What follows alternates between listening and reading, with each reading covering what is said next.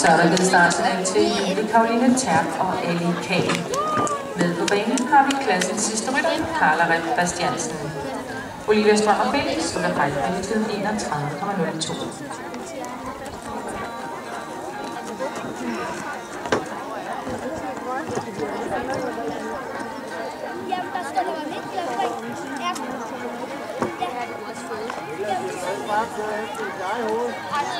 Det var lige sige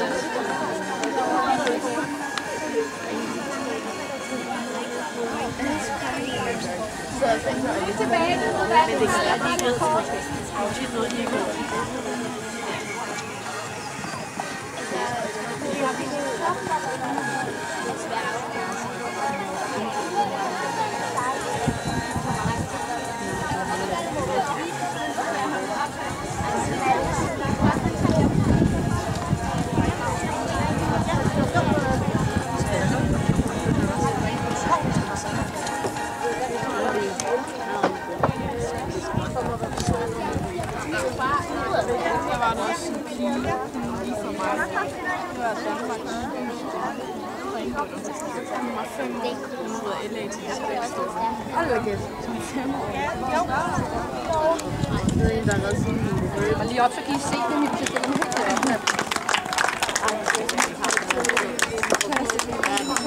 Så er der givet startsignal til sidste ekipage, det er Carla Rep Bastiansen og Coconut Cappuccino.